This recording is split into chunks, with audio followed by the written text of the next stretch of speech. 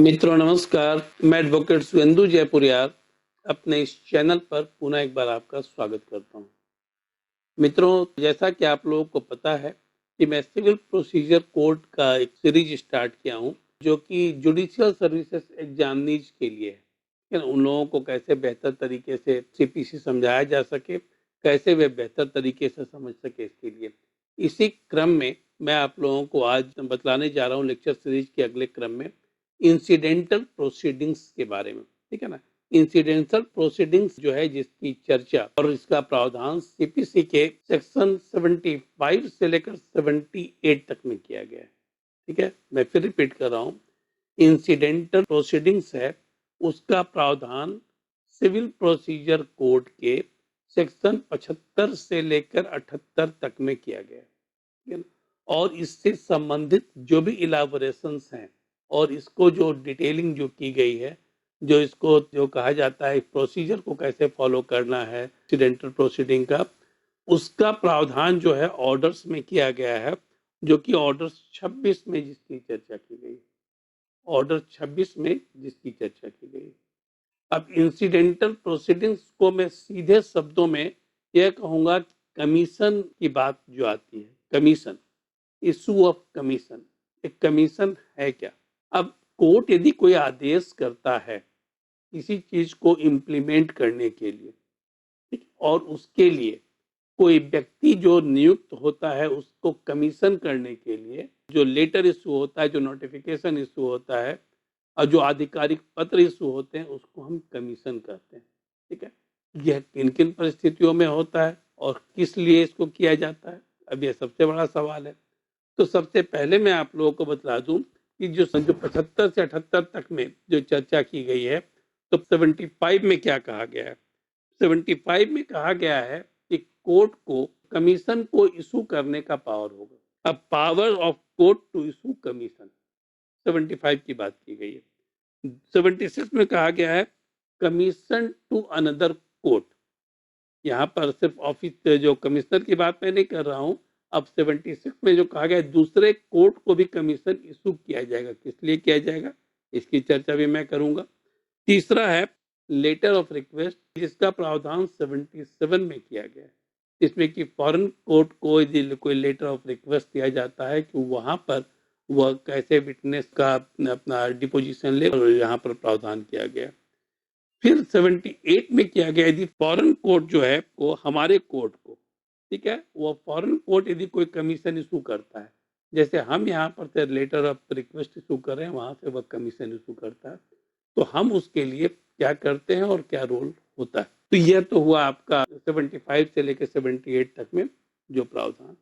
अब इसमें जो डिटेल किया गया है उसको आप पहले समझने की जरूरत है कि किन किन चीजों के लिए किया जाता है। ठीक है ना, किन किन चीजों के लिए किया जाता है, इसको हमें जानना है। तो जिन जिन चीजों के लिए किया जाता है, पहले तो यह जान लीजिए कि यहाँ पर कुछ कंडीशंस और लिमिटेशंस भी इसमें दिए गए हैं। कुछ कंडीशंस और लिमिटेशंस भी दिए गए हैं, जिसकी चर्चा मैं यहाँ पर कर रहा हूँ।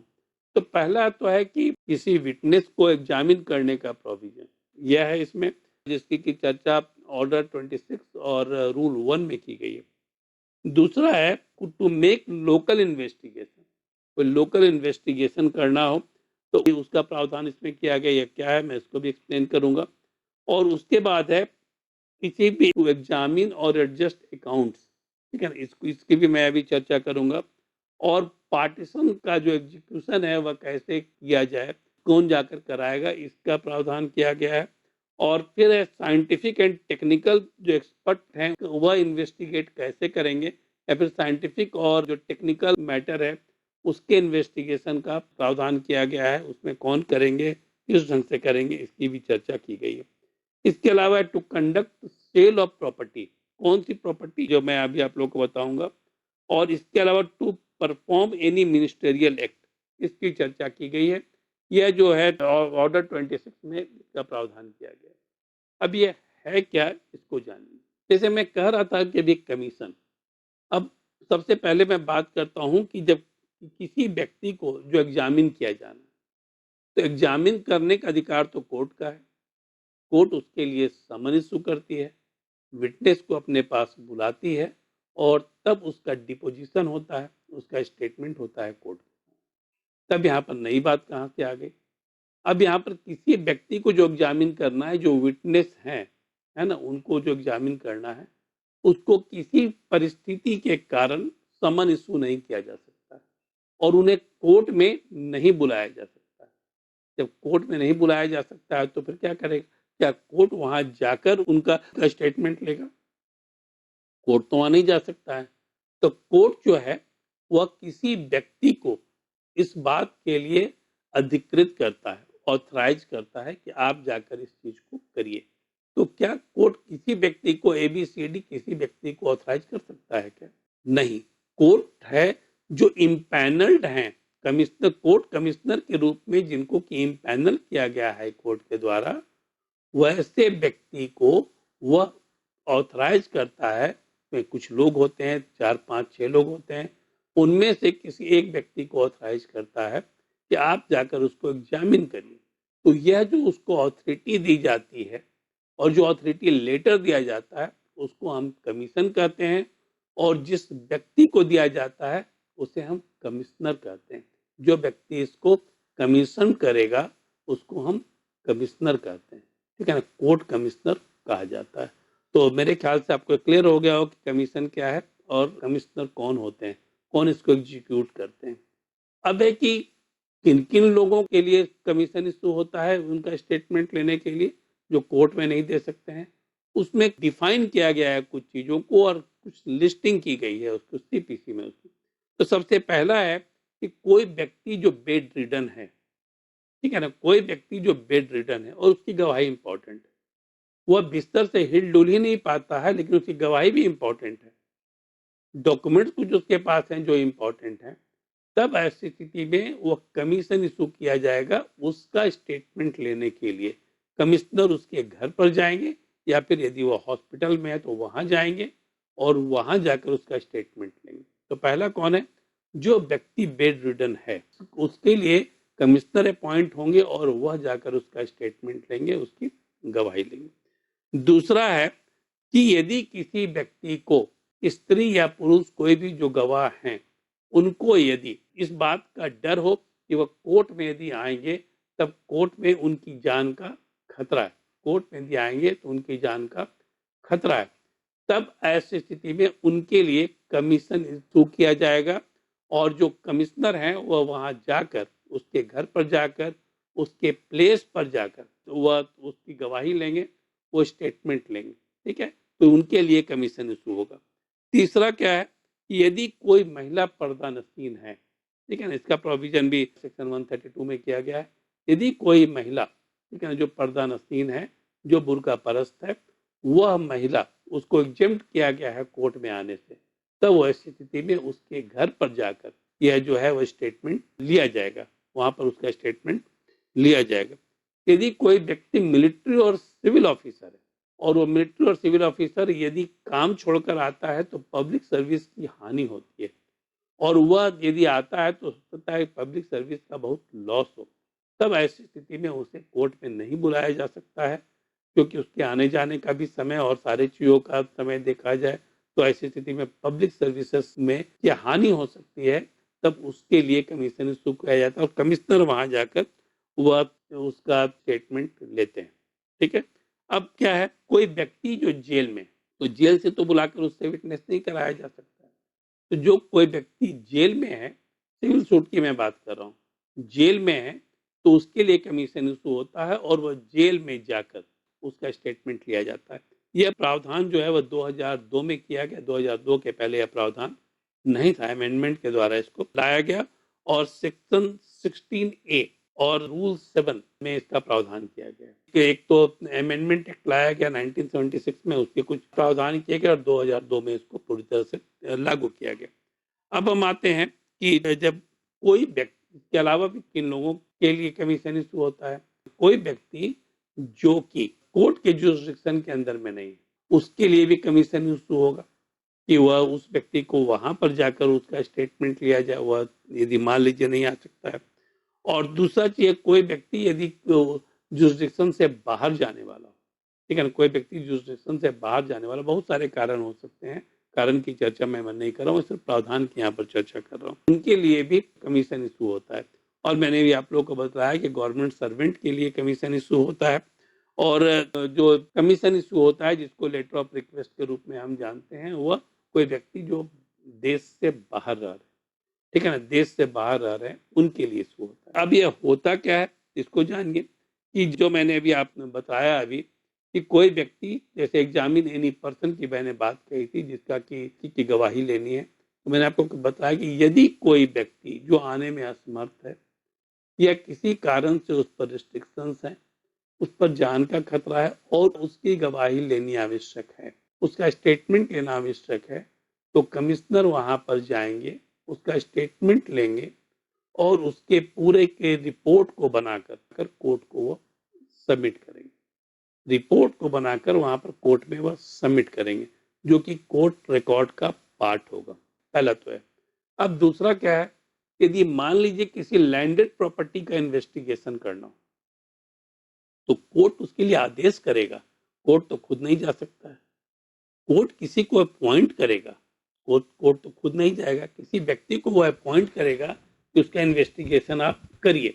जैसे कि मान लीजिए कोई साइंटिफिक इन्वेस्टिगेशन भी करना हो कि कोई बिल्डिंग मान लीजिए गिर गई है जो कॉन्ट्रैक्ट पर बनी थी, उसके रॉ मटेरियल की जांच करनी हो तो साइट पर ही जाकर जांच करनी होगी, तो उसके लिए जो है, उसके लिए क्या है, वो कमीशन इशू किया जाएगा, ठीक है ना, कमीशन इशू किया जाएगा। और यदि किसी प्रॉपर्टी का वैल्यू उसको सर्टेन करना है, उसके लिए कमीशन इशू किया जाएगा और कमिश्नर अपॉइंट किए जाएंगे, वह जाकर वहां पर फील्ड में जाकर उसके वैल्यू को पता करेंगे, उसका रॉ मटेरियल के बारे में पता करेंगे, किस कारण से वैसा हुआ, जो डिमोलिश हुआ या कुछ भी हुआ, वह क्यों हुआ, उसकी जानकारी वह लेंगे, ठीक है। तो यह इन्वेस्टिगेशन के लिए फील्ड पर में जाकर इन्वेस्टिगेशन के लिए भी, जो लोकल इन्वेस्टिगेशन होता है उसके लिए भी कमीशन इशू किया जाता है और कमिश्नर नियुक्त होते हैं। और यहाँ पर यदि मान लीजिए कोई डॉक्यूमेंट ऐसा है जो अकाउंट से संबंधित है और जिसका एविडेंटरी वैल्यू बहुत ज्यादा है, सपोज करिए बैंक फ्रॉड हुआ है और बैंक फ्रॉड हुआ है या बैंक में काफी बड़े पैमाने पर पैसे की हेरा फेरी हुई है और कुछ व्यक्ति ने अपना सूट वहां फाइल किया है उस चीज को लेकर। अब उसके रिकॉर्ड को बिना देखे हुए, फाइनेंशियल रिकॉर्ड को देखे हुए तो पता चल नहीं सकता है। तब ऐसी स्थिति में जो फाइनेंशियल और अकाउंट्स का जो जानकार होगा, अकाउंट्स का जो जानकार होगा उसे ही वहां पर भेजा जाएगा। ये कैसे भेजा जाएगा, बिना कमीशन के तो नहीं भेजा जा सकता है, उसको नोटिफाई किया जाएगा, मतलब कि वो कमीशन इशू होगा और कमीशन कोर्ट के द्वारा इशू होगा, तब वहां पर जाकर वह उस चीज को इन्वेस्टिगेट करेगा, वहां पर चीजों को देखेगा, उसके जो एविडेंटरी वैल्यू है उसकी जानकारी लेगा, उसका जो एविडेंस है उसका हो सकता है फोटो कॉपी कर सारे रिपोर्ट के साथ वो जमा करेगा। अब यहाँ पर एक बात और भी आती है, क्या कि जो कोर्ट कमिश्नर हैं जिनको कमीशन के द्वारा भेजा गया है वहां पर कमीशन इशू कर क्या वह उस डॉक्यूमेंट को सीज कर सकते हैं क्या? तो मैं यहाँ एक चीज आपको बता दूं कि कोर्ट कमिश्नर जो है वह कोर्ट नहीं है, वो कोर्ट को असिस्ट करने के लिए है, जुडिशियल फंक्शन के लिए, तो उसको उनको सीज करने का पावर नहीं है। वो कोई भी काम तभी कर सकते हैं जब जुडिशियल ऑर्डर उनको कोर्ट के द्वारा मिले। यदि जुडिशियल ऑर्डर नहीं है तो ऐसा नहीं हो सकता है। उन्हें जुडिशियल ऑर्डर किस चीज का मिला है, इन्वेस्टिगेट करने का कि वह जो अकाउंट है का जो एडजस्टमेंट है कहाँ पर है नहीं है, उसको वेरीफाई करने के लिए वहां पर उसके लिए उनको ऑथराइज किया गया, उनको सीज करने के लिए ऑथराइज नहीं किया गया, ठीक है। इसके अलावा मैंने आप लोगों को बताया कि साइंटिफिक एंड टेक्निकल और एक्सपर्ट इन्वेस्टिगेशन की बात अभी मैंने कही थी। यदि रॉ मटेरियल को देखना है, उसकी जानकारी हासिल करनी है, तो इसके लिए भी कमीशन इशू किया जाएगा। अब एक मान लीजिए किसी प्रॉपर्टी का पार्टीशन सूट फाइल हुआ और उसमें 10 व्यक्ति हिस्सेदार हैं, इसमें कोर्ट ने प्रिलिमिनरी डिक्री पास कर दी है, प्रिलिमिनरी डिग्री पास कर उनके शेयर का विभाजन कर दिया कि किनका कितना शेयर है। अब शेयर को जो निकालना है वह कैसे होगा, कोर्ट ने आदेश पारित कर दिया लेकिन उसको एग्जीक्यूट कराने के लिए तो फील्ड पर जाना होगा, तो फील्ड में तो कोर्ट नहीं जाएगा, जज साहब तो कोर्ट नहीं जाएंगे, तब जज साहब के ऑर्डर को एग्जीक्यूट करने के लिए, ठीक है ना, वहां पर जो इम्प्लीमेंट करना है चीजों को, उसके लिए वह एक नोटिफिकेशन निकालेंगे जिसको हम कमीशन कहते हैं, और उसके आधार पर जो इम्पैनल्ड कमिश्नर हैं उनमें से किसी एक को इसकी जिम्मेवारी दी जाएगी कि आप जाइए और जाकर वहां पर उसको शेयर को सही ढंग से उसका निर्धारण करिए। तो यह सारी चीजें जो है वो कमीशन के द्वारा यह होती है। मेरे ख्याल से ये कमीशन जो फर्स्ट पार्ट है वो आप समझ चुके होंगे। अब यहाँ कमिश्नर जो कर रहा था उसकी बात कर रहा हूँ। अब मैं आता हूँ 76 पर, जिसमें कि दूसरे कोर्ट को कमीशन इशू किया जाता है। दूसरे कोर्ट को कमीशन कब इशू किया जाता है? जब कोई व्यक्ति उस कोर्ट के जुरिस्डिक्शन में रहता है, ठीक है ना, रह रहा हो। यहाँ पर मान लीजिए सूट यहाँ फाइल हुआ, लेकिन वह रहता है दूसरे कोर्ट के जुरिस्डिक्शन में। जब दूसरे कोर्ट के जुरिस्डिक्शन में वह रहता है तो वहां पर जो कोर्ट जहां पर सूट चल रहा है वह उस कोर्ट के नाम से कमीशन इशू करता है, और कमीशन इशू कर कर यह रिक्वेस्ट करता है कि आप अपना उसका जो गवाही है ले ले, स्टेटमेंट ले लें, जो भी एविडेंस है, डॉक्यूमेंट है, वह वहां पर सबमिट करवा ले, और तब उसको आप रिपोर्ट के साथ यहाँ पर भेज दें। तो वह कोर्ट जो है उस कमीशन के आधार पर, यहाँ पर कमिश्नर नहीं अपॉइंट हो रहे हैं, कोर्ट जो है उस कमीशन के आधार पर क्या करता है, क्या उसका पूरा स्टेटमेंट लेता है, और स्टेटमेंट लेने के बाद स्टेटमेंट लेने के बाद उसकी पूरी रिपोर्ट बनाता है। पूरी प्रक्रिया वह वैसे ही करता है जैसे कि कोर्ट जिसका जुरिस्डिक्शन में यह है वह करता, ठीक है, और जिसने जिसने कमीशन इशू किया है वह करता, और तब वो उसकी रिपोर्ट बनाकर उस कोर्ट को सौंप देता है जिसने उसके लिए उसे कमीशन इशू किया है, और उसका भी एविडेंटरी वैल्यू वही है जो यह कोर्ट ने यदि लिया होता तब होता, ठीक है। अब चौथा 77 में सेक्शन 77 में कहा गया है कि लेटर ऑफ रिक्वेस्ट किसको इशू किया जाता है? लेटर ऑफ रिक्वेस्ट इशू किया जाता है फॉरेन कोर्ट। यदि किसी फॉरेन कोर्ट में कि कोई व्यक्ति जो विटनेस है या कोई डॉक्यूमेंट वहां पर है, वहां पर यदि कोई व्यक्ति विदेश में रह रहा है तब वहां पर जो है वह letter of request court issue करता है हाई कमीशन के थ्रू। वहां पर जो हाई कमीशन है, जैसे मान लीजिए इंडिया का हाई कमीशन है, उसके थ्रू वह लेटर ऑफ रिक्वेस्ट भेजता है, और लेटर ऑफ रिक्वेस्ट से उस कोर्ट से यह रिक्वेस्ट किया जाता है कि वहां पर उसका स्टेटमेंट ले, और स्टेटमेंट लेने के बाद रिपोर्ट बनाकर भेज दे उस कोर्ट को जिस कोर्ट ने वह कमीशन को इशू किया, लेटर ऑफ रिक्वेस्ट को इशू किया। ये कमीशन है जब हम इंडिया के अंदर कर रहे हैं, और ये लेटर ऑफ रिक्वेस्ट है जब वह हम इंडिया के बाहर कर रहे हैं, ठीक है ना, जब हम इंडिया के बाहर कर रहे हैं। अब क्या आता है? अब आता है सेक्शन 78 में commission issued by the foreign court. जैसे हम यहाँ पर लेटर ऑफ रिक्वेस्ट भेज रहे हैं किसी विदेशी कोर्ट को, ठीक है ना, अपने हाई कमीशन के थ्रू, उसी ढंग से यदि कोई व्यक्ति इंडिया में रिजाइड कर रहा है जिसके गवाही की आवश्यकता उस कोर्ट को है जो जो जो विदेश में है, वहां पर से तो वह कमीशन इशू करता है। कमीशन इशू करता है फॉरेन कोर्ट के द्वारा, वो कमीशन इशू होती है। वहां पर वही प्रक्रिया फिर होती है जो इंडिया में हुई, वह वहां से अपने हाई कमीशन के थ्रू भेजता है इंडिया में कोर्ट को, और कोर्ट में आने के बाद वह वहां से आएगा फिर हाई कोर्ट, और हाई कोर्ट से आएगा वह जहां पर जुरिस्डिक्शन है जिस कोर्ट का, ठीक है। वैसे ही यहाँ से भी जो जाता है वह हाई कोर्ट के थ्रू फिर वह जाता है हाई कमीशन के पास, और हाई कमीशन के पास से वह चला जाता है संबंधित कोर्ट में। उसी ढंग से इंडिया में भी जो कोर्ट है वहां भी उसी प्रक्रिया के तहत यह आता है, जो कमीशन है वो आता है फॉरेन कोर्ट से। तो इंडिया में जो कोर्ट है वह भी उसी ढंग से स्टेटमेंट लेता है जैसे कि वहां का कोर्ट लेता, और उसकी पूरी रिपोर्ट बनाकर वह भेज देगा उस कोर्ट को जिसने यह कमीशन को इशू किया है। जैसे इंडिया में लेटर ऑफ रिक्वेस्ट गया था, वैसे ही वहां से जो लेटर ऑफ जो कमीशन आया है उससे उसको उसी तरह का रिपोर्ट बनाकर वह भेज देता है। अब हम देखते हैं कि क्या क्या पावर है कमिश्नर को, कमिश्नर को क्या क्या पावर है। पहला है तो कमिश्नर को ऑथराइज किया जाता है कि किसी भी पर्सन का जो है वह गवाही लेने के लिए, किसी भी पर्सन का जिसको जो जिसके लिए किया गया है, जिसके लिए कमीशन इशू किया गया है, गवाही लेने के लिए, एविडेंस कलेक्ट करने के लिए, ठीक है ना, एविडेंस कलेक्ट करने के लिए, जो भी डॉक्यूमेंट्स हैं उसको कलेक्ट करने के लिए। दूसरा है कि कमिश्नर जो है वह जब उसको ऑथराइज किया जाता है तो वह कमिश्नर डायरेक्ट करता है पार्टीज को कि डॉक्यूमेंट को आप प्रोड्यूस करिए, वो सारे डॉक्यूमेंट को आप प्रोड्यूस करिए, क्योंकि उसको एग्जामिन करना है।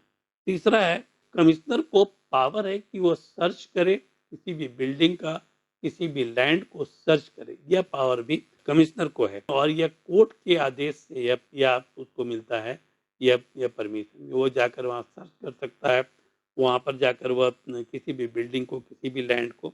और दूसरा है कि यदि कोई पार्टी जिसको कि कमीशन इशू किया गया है, वहाँ पर वह पार्टी यदि अपीयर नहीं करती है कमिश्नर के सामने, तब ऐसी स्थिति में कमिश्नर जो है वह by the order of the court, ठीक है ना, by the order of the court, court से एक आदेश लेगा और एक पार्टी प्रोसीडिंग को आगे बढ़ाने की बात करेगा। एक्स पार्टी प्रोसीडिंग के लिए वह मूव कर जाएगा, मतलब कि उसके खिलाफ में यहाँ पर डिक्री पास हो जाएगी। अब है कि जो कमिश्नर हैं, कमीशन तो इशू हुआ तो कमिश्नर उसको इम्प्लीमेंट कर रहे हैं, तो कमिश्नर के पावर के साथ लिमिटेशंस क्या क्या है, ठीक है ना, क्या क्या लिमिटेशंस हैं।